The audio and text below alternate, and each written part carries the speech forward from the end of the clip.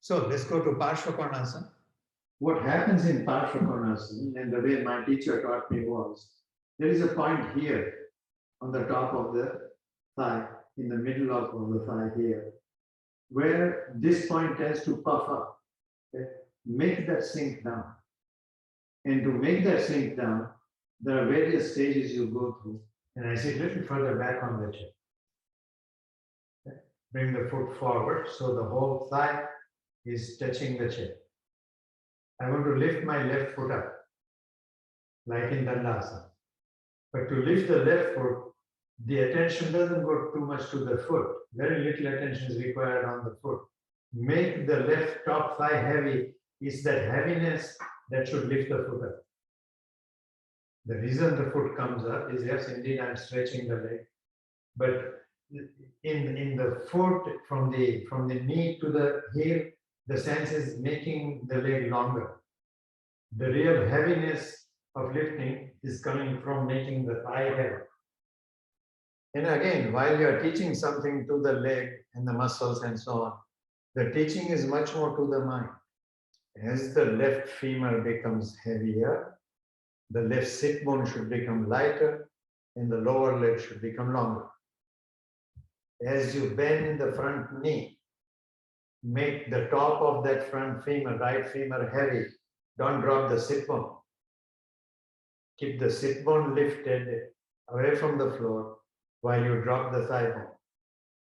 The beginner's tendency is to put much more weight in the head of the femur or in the right knee. In the head of the femur, keep a sense of lightness. Sit bone lift up, but thigh bone, top thigh bone drop. And to come out of the position, don't lift the thigh bone up, lift the sit bone up. When I go down, the thigh bone drops, the sit bone doesn't drop. I want to keep that sense of opening in and around the head of the femur.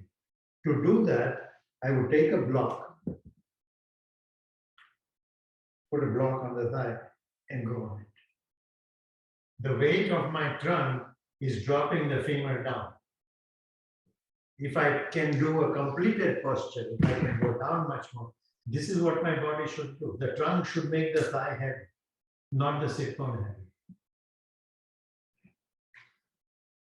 ParsvaKonasana, to the right. The more horizontally you are able to make that front thigh bone, the better the sense would be. So at least you get a sense that you are not loading the front head of the femur. For the mind to understand that, it may be necessary for some people to purposely load the head of the femur and then remove that load from. Then again load it and again remove. Taking the wall support as necessary. Go to Utkatasana, sitting at the walls. And the same mistake is made here. You tend to lift the thigh bone up as you sit. Drop the thigh bone up. Lift the sit bone up. In making the thigh parallel to the floor, don't lift the femur up. And be very careful in the way you come out. To come out, don't lift the thigh bone up. Lift the sit bone up. Keep dropping the thigh bone. Drop the femur as you go down. Lift the sit bones as you come up. And while, yes, you are exercising the musculature in the body, the idea is to train the mind. And as I said before, don't try to bend the knee, although the knee will bend. Think of bending from the hip joint, as though you don't want to bend the knee. So that the top of the femur descends more. And once again, today I would emphasize, release the brain in this pose. Even as you hold the pose, release the brain in on inhalation, out on exhalation. And with your front hand, the right hand that you are putting to the floor, please do not put weight on your thumb. Putting weight on the thumb in almost every pose is inviting digestive problems. And see that your thigh is parallel to the floor. What does that mean? Not the bottom of your skin of the thigh, nor the top skin of the quadricep. It is your bone that we are talking about. Your bone should be parallel to the floor, ideally. If you want to push it a little further, make the top of the thigh parallel to the floor. But when only the bottom skin of the thigh is parallel to the floor, you are not seated down enough. As you drop the right femur, don't drop the right sit bone too much. Drop the right femur much more and lift the left femur towards the ceiling. With the two thighs widening away from each other, see that your hip bones are rolling towards each other. And hence find a sense of wide space in the sacrum. Coming up is not an action of this front leg, it's an action of the back leg. Lift the back leg up to come up, not the whole foot up. Inner thigh has to lift up. Make the back foot heavy, yes. To make the back foot heavy, even as you come up, you want to tuck the front half of the pelvis more.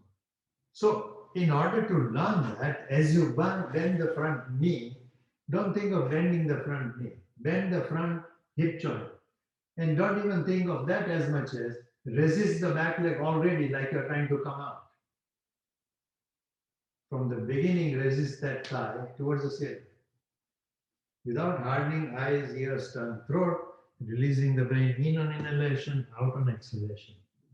And most people in this pose satisfy themselves that they are tucking enough, which is true and untrue.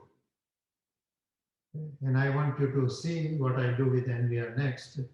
Go ahead and come out and watch. So I want to take her pelvis here, the back buttock as it were, and move it towards the back foot. And the front hip bone is lifted towards the shoulder. To do that, I need to be taller, obviously. I can't do it in Trikonasana to her easily. But here I can. I put my front leg over the buttock. And I take the back leg below the hip bone and I support this hip bone with my hand. Between my two legs, I squeeze her. Which means if you tuck this pelvis very, very completely, there's a great relief to the back. So, since most of you are not working with a partner, what I would suggest is, in your mind, don't draw a limit to how much you can tuck. And once again, to come out of the pose, do not put more weight on the front foot. Attempt to lift the back leg up without tightening your tongue. From the beginning, resist the back leg towards the ceiling, making the back foot heavier. So as you bend the front hip or knee, the back foot should not become lighter. Keep it heavy. Okay, Andrea. I'm touching here. Can you see it? Yeah. I'm touching her back foot with my toes up her ankle as it were. Okay. Push me away as you go down, as you bend the front knee. Don't collapse here. This outer edge of the foot should not leave the floor.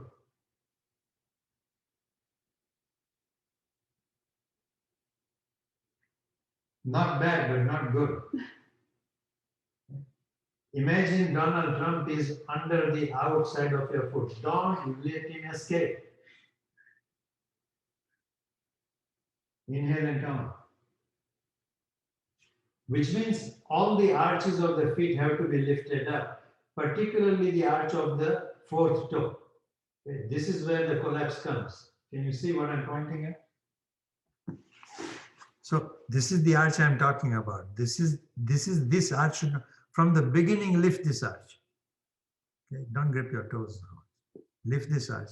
And then as you bend the front hip or knee, keep your attention here. Lift this, lift this, lift this, lift this, lift this.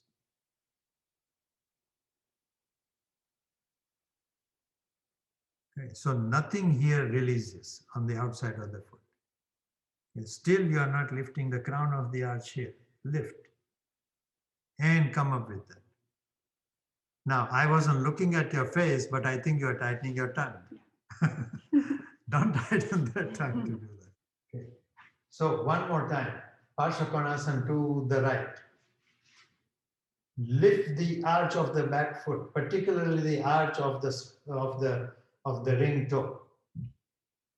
Maximize the height of it without tightening eyes, ears, tongue, throat. and bend the front. So whatever is under the back foot should not become lighter. No part of that foot is made light. If you keep the foot active that way, you have a little more access to how to come out of the pose correctly by lifting the back leg more. And come.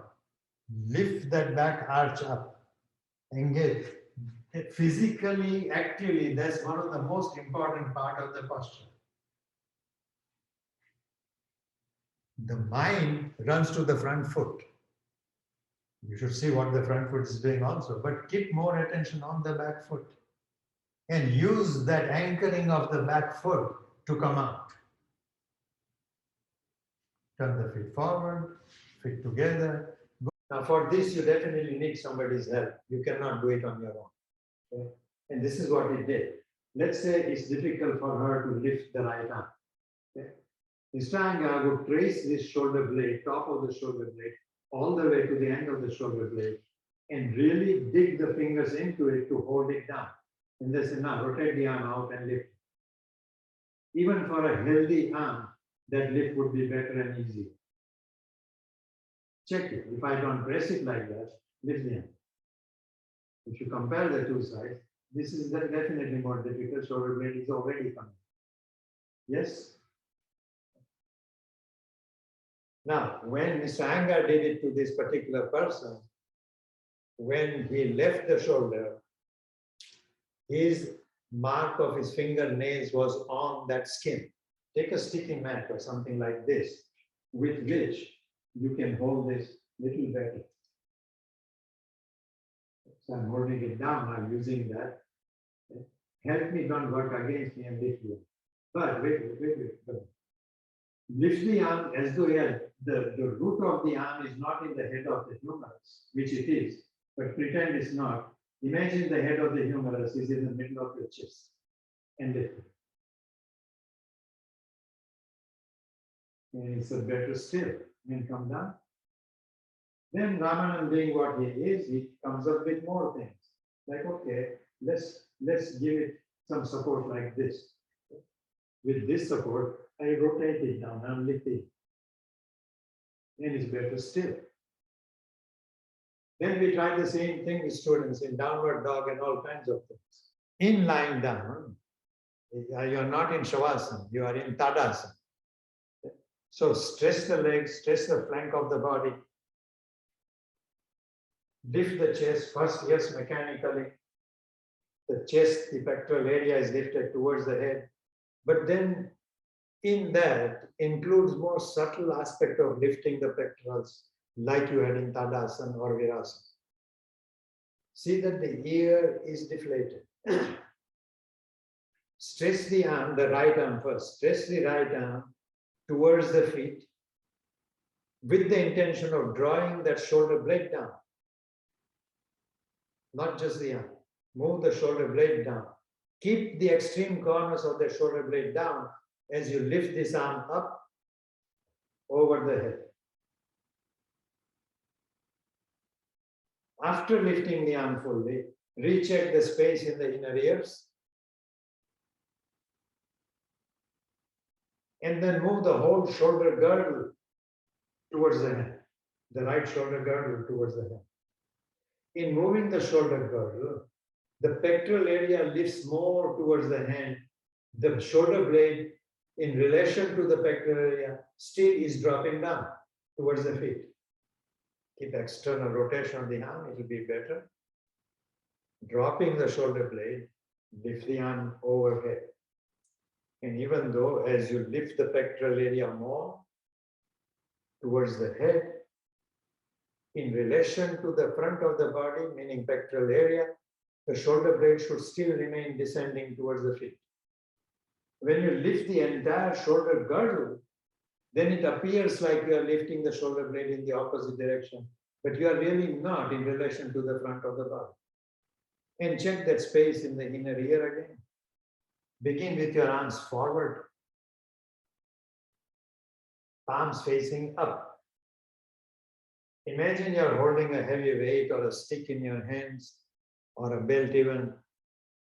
Push the belt or the stick or the weight away from you. But see that that push is not the work of the arm only. It is the work of the chest, and even more, to make it a pranic action. The more you push the chest, as it were, towards the hand, the greater the depth in the inner ears. Retaining that sense of space in the inner ears, lift the left arm up. As soon as you begin the lift, the shoulder blade wants, the head of the humerus wants to drop down. Don't let it drop down. So in lifting the arm, the entire left flank of the body is lifting. And that kind of length is more important rather than how high you can lift the hand. And bring the hand down, turn the other hand, and same way, lift the arm, not a loose action from the head of the humerus. The whole flank of the body lifts the arm. I'm going to describe the next thing. Don't do it immediately. Think about it first, then do it. I would now want you to lift both the arms that way, but watch the space in the inner ears. Let it grow. Lift both the arms. And when I say lift, I don't mean necessarily away from the floor. I'm more interested in the length of the arms. Provided the length of the arm remains with the space in the inner ears, provided that happens, see that that length of the arm really comes from the pelvic floor. All right, Andrea, lie down on your right side. Take whatever support you need for the head. Lying on the right side, keep the right hand wherever is easy.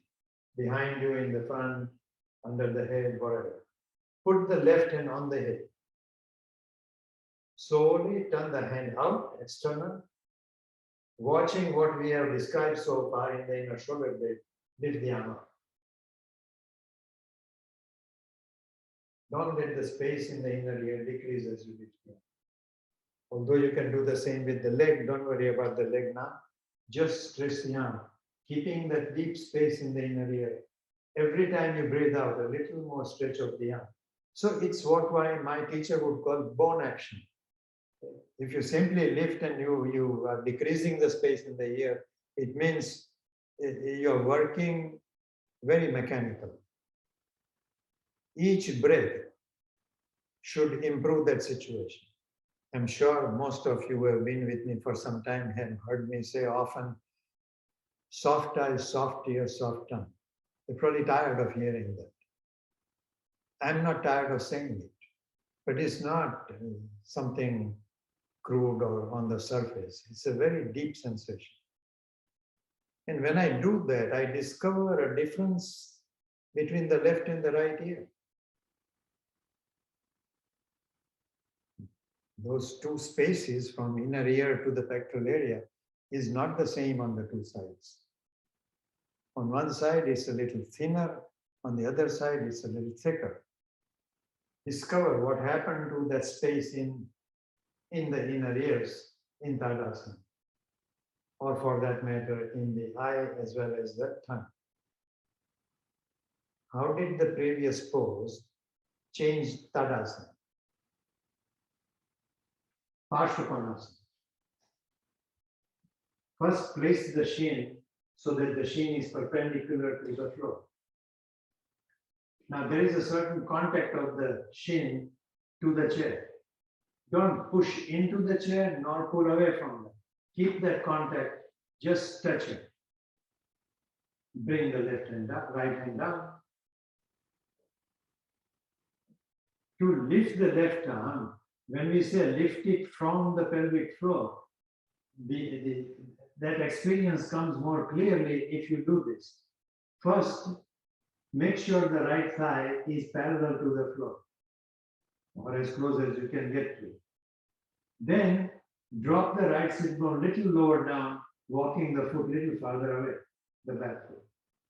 Now, without bringing the foot back, lift the sit bone up so that the thigh becomes more parallel, but this contact with the chair does not change throughout. In lifting the pelvis that way, you will get a certain effect on the pelvis. From that point in the pelvis, the arm is lifted up.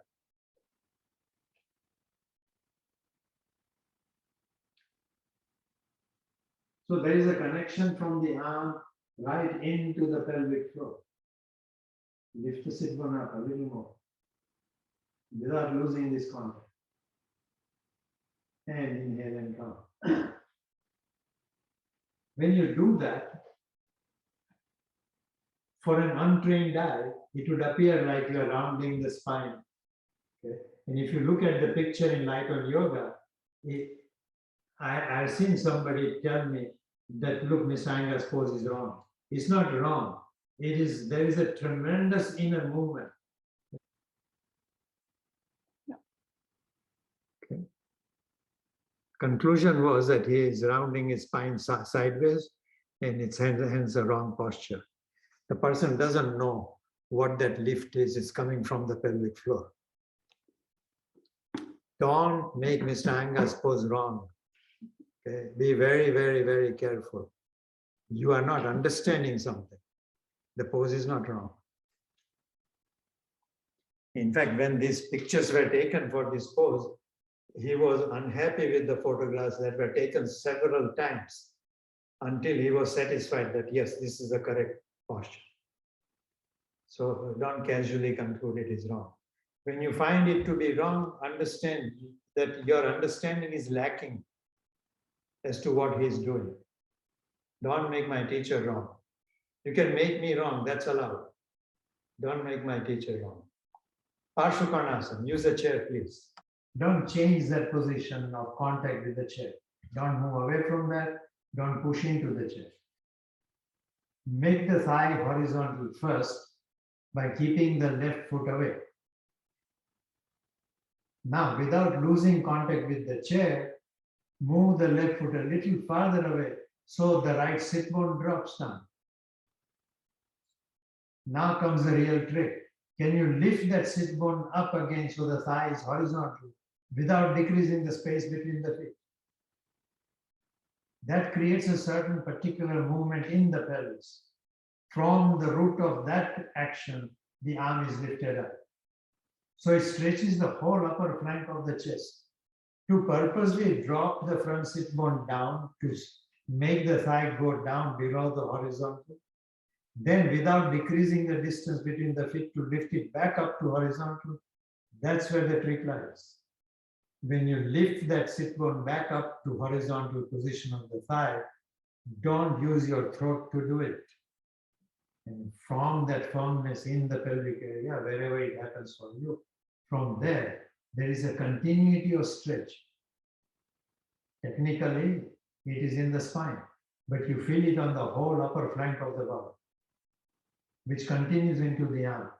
But keep the inner ear space. And inhale, come. And then stand this way.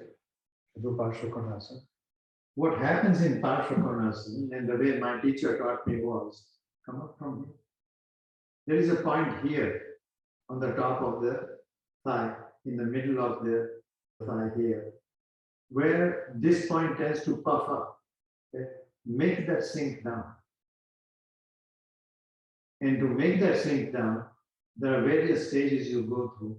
First, make the top of the thigh parallel to the floor. Sit down in other words. Okay. When you do that, this part of the shin moves forward. Take that back and yet drop that point down. To understand that action, come on. To understand that action, use a gauge like a chair. Go ahead, bring a chair here. Now to show the class this, I'm putting the chair this way. When you do it, you can put the chair against the wall, so it doesn't move. Here for Andrea, I will hold the chair. But the backrest of the chair, it is against the wall, it could be better.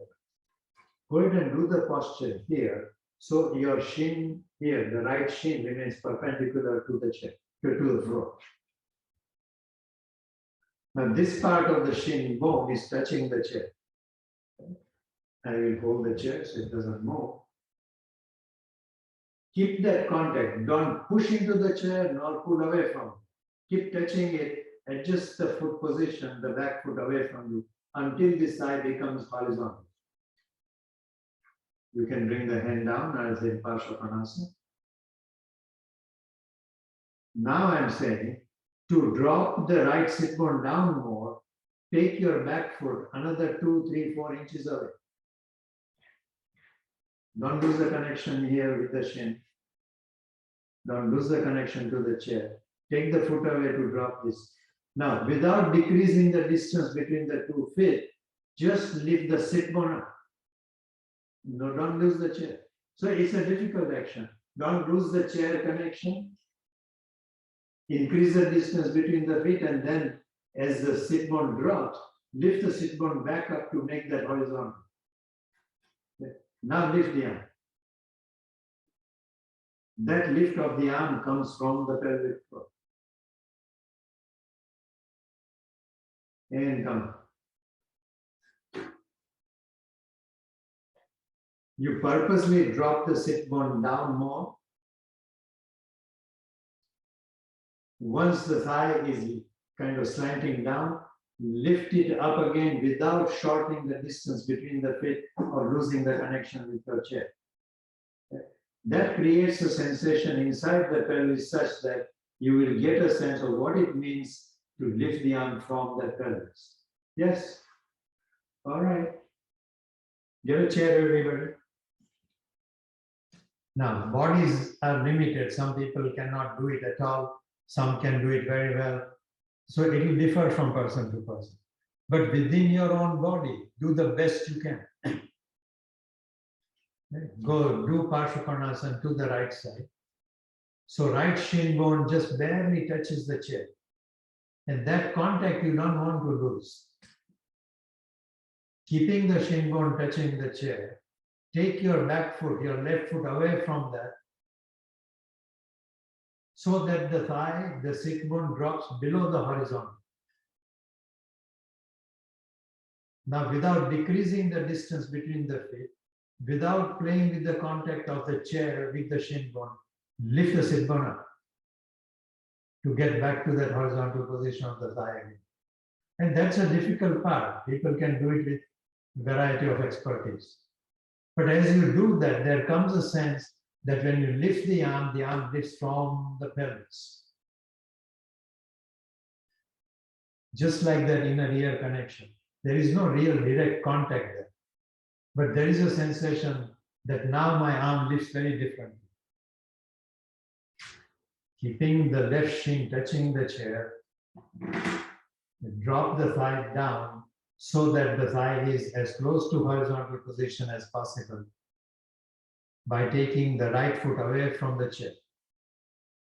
Once that is established, purposely move the right foot another 2-3 inches away from the chair, where the tendency is to come away from the chair with your shin bone, but don't lose that. In the process, the left sit bone drops down much more. Now the idea is lift the left sit bone back up to make the thigh horizontal without losing the chair. The trick is without losing the contact of the shin bone with the chair. And then if you lift the arm, that lift comes from deep inside the pelvis.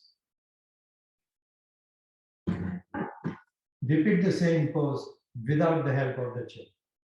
Go to the right first. You have to adjust the distance between the feet, and you have to control the movement of the front shin bone so that it remains perpendicular to the floor while you drop the sit bone down and then lift the sit bone up. Drop it down to make the thigh horizontal, then imagine a chair touching the shin bone, lift the sit bone up as though the chair is still there. Recreate that same sensation you had by using the chair. Recreate that sensation in the pelvis from there lifting.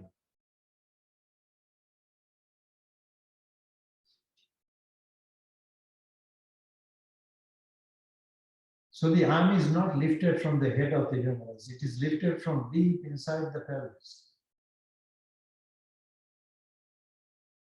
And inhale and come.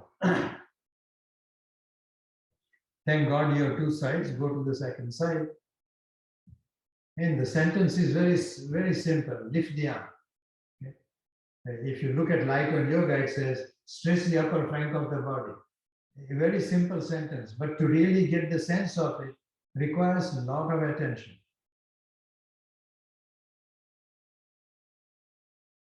If you let the pelvis sink, it will not happen. If you lift the pelvis too much, it will not happen. There is a fine point of how to work the front shin bone forward without decreasing the distance between the feet, and then play with that sense of let the sit bone go down, but then lift it up back to horizontal thigh. Now, as you can see, I struggle with the language. Come and watch. Lying down on the right side. Lift the arm slowly up. Stop there, about 45 degrees. See that the length of the arm does not come from the head of the humerus. More and more you lift the arm, the more the length should come from the pelvis. Just like you did in ParsvaKonasana. Turn the arm this way, external rotation. Keep creating that connection of the head of the humerus to go as though it is lifting from the pelvic floor. With that, bring the arm as far over as you can. So saying that the flank of the body opens and from there the arm is lifted, these are not two separate actions. It's one singular action from the pelvic floor to the tip of the finger. Keep stretching that whole flank of the body with the arm, not as two separate things.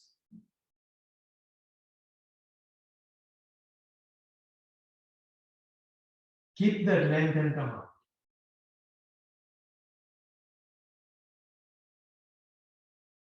All right, let's do that one. Ramanand, I'm unclear about where the right arm goes in this case. She's not lying on it. The arm is behind her. The arm under you is not important. You can keep it anywhere that's comfortable. As you start lifting the arm, don't just lift from the head of the humerus. Keep connecting its contact with the pelvic floor, just like you had in ParsvaKonasana.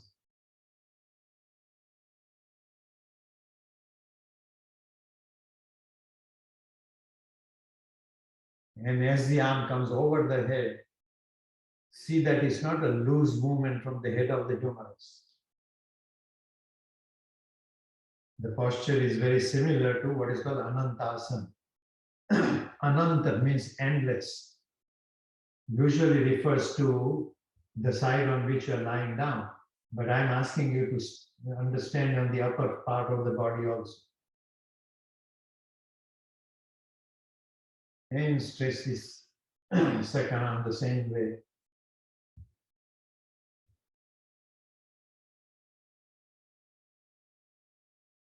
Constantly think of a pranic connection from the tip of the fingers to the pelvic floor.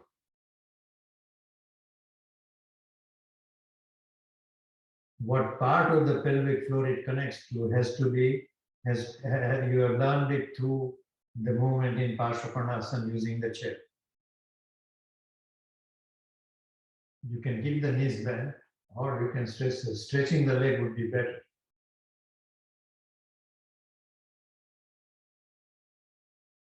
Lift the left arm over the head and stretch it. See that that stretch of the arm is not from the head of the humerus only. It is from the pelvic floor. So when you lift the arm away from the floor, you are not shortening the flank of the body. Keep that continuity from the pelvic floor to the fingertip and lift the arm.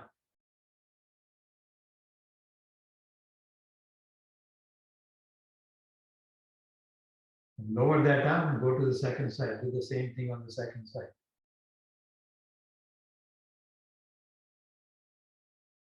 And release the arm. Lift both the arms up. First release the arm, now lift both the arms. Imagine you're carrying a heavy weight that you're pushing away from you. Let that push come from the pelvic floor. Here, if it's difficult on your arm because of some reason or other, you might want to hold a stick or a bit.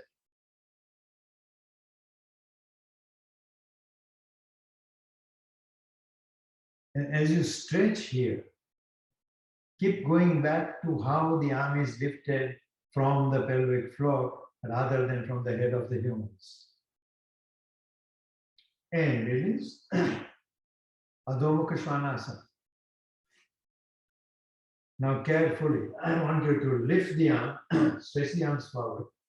I want you to lift the left arm, but don't lift it from the head of the humerus. Length is more important than lifting. Lengthen the arm from the pelvic floor. Recreate that connection. Keep the sense from inner ear to the pectoral area, the same uniform thin line. With that, lift the arm. Lift the left leg. Bring the arm down. Lift the left leg. From the inner ear, lift the left leg. And come down. Lift the right leg from the inner right ear. Both legs, both arms.